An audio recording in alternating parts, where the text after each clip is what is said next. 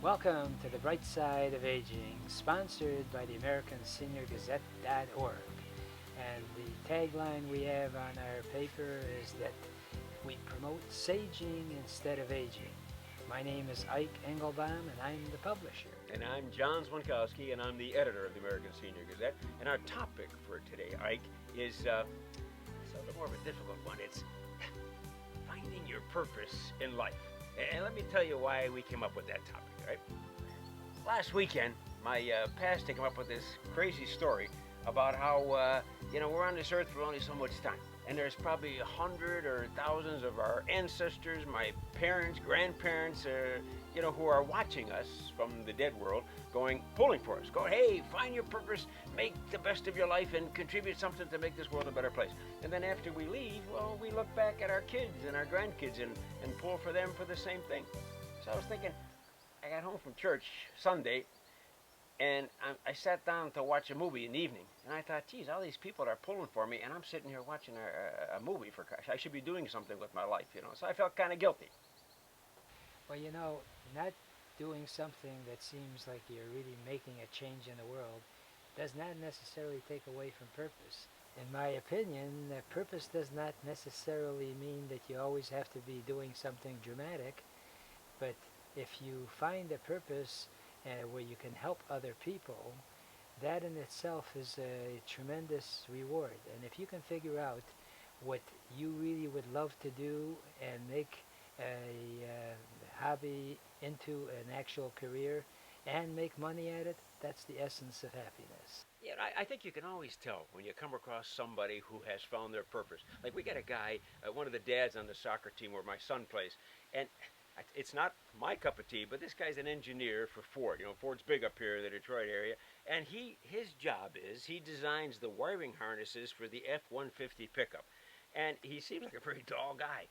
But when you talk to him about the F-150, he lights up, his chest expands, and he talks about how he can plan it so that there's no fire catching here and nothing rubs over here. He gets all excited about wiring harnesses. Thank God somebody does. If I was doing them, we probably would have fires all the time, but not with him. So there's a guy who's found his purpose. Yeah, well, that reminds me of Ben Creech, who unfortunately is no longer around, but he had the time of his life at the end of it. He was a phys ed instructor at Wayne State University, very good at it, and he liked doing weightlifting and what have you. He formed his own weightlifting group, and believe it or not, he got his colleagues, because of his age bracket, 80 years old, to do weightlifting, and he was so excited just as a kid, because here he had used his phys ed qualities, or actually training, and and it's hard to believe, but he said some of his friends, like they were in their late 80s, some had actually been scheduled for back surgery, but because of his knowledge, he saved them from back surgery, and at the same time they entered contests and won most of them. I remember him. The guy was 75, I remember, and he said, every time I go in a competition, I set a new record. Right. Because there's nobody else 75 lifting weights in competition. I thought that was great. Right. Because of his physique, these young women actually admired this guy. And he was a very stately-looking guy, had a beard, and looked really macho. And I'd call him sometimes Sunday evening just to see if he's available for coffee or something. Yeah. He says, no, I got to start driving out to Texas first thing in the morning. Well, there's a purpose for you. Holy God. Jeez. So that is really the essence of it all, isn't it? That if you can find something that you really enjoy doing, and figuring out a way that you can actually help people, and in his case, he was winning some monetary rewards all at the same time. Well, let's put ourselves on the spot. All right. So, Ike Engelbaum, what is your purpose in life? Well, weightlifting is not for me. You didn't say that. I was going to, but okay. But I enjoy the sizzle of getting people together, and I formed my own networking group, as you know. Well, you're the head of the Entrepreneurs Network of Michigan. Right. Yeah, sure. And we've been meeting for over 20 years, and boy, am I tired. Anyway, but I mean, we just get together, and we try to identify what we are trying to get out of life, and we help each other in achieving those goals. And this doesn't take, umpteen millions of dollars to do. I just called a few friends that I thought might be interested in getting us started. They brought in friends, and before you knew it, I mean, we have a group that usually gets at least 30 or 35 Yeah, people. yeah. We've met as frequently as twice a month. One time we met once a week, but that became a little bit tedious, which is another important thing. That don't ever burn yourself out. That as soon as whatever you have, a purpose and passion, becomes drudgery, then you're doing no one any good. Yeah, yeah.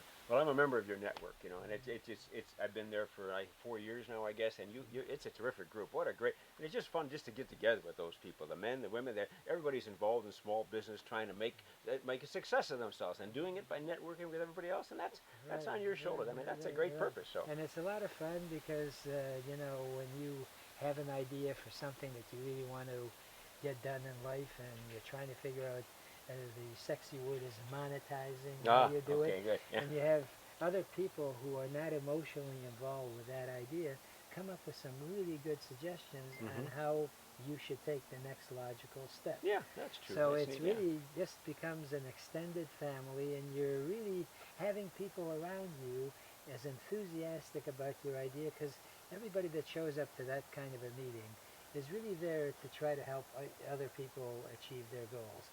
You know, Zig Ziglar had that great saying that if you help somebody achieve their goals, they more than in turn will help you achieve your own. Well, that's been true for you and me, I think. Yeah, you've helped me so much, and I'd like to do whatever I can to help you, you know. But Well, actually, and the truth of it is that, you know, without getting too religious, I think that's the essence really of religion, is where it teaches you to be the best person that you can be, so that you can help others. And I wish we could keep it at that in the religious frame without condemning somebody who doesn't believe exactly like you do.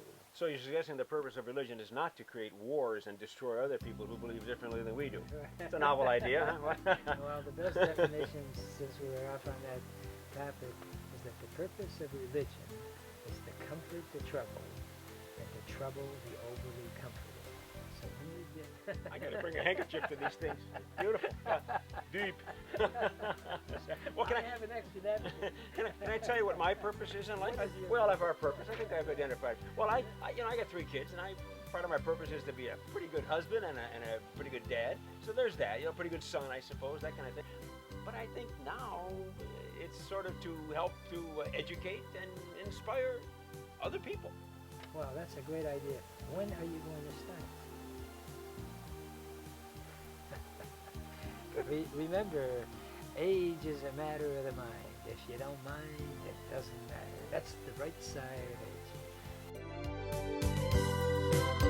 age.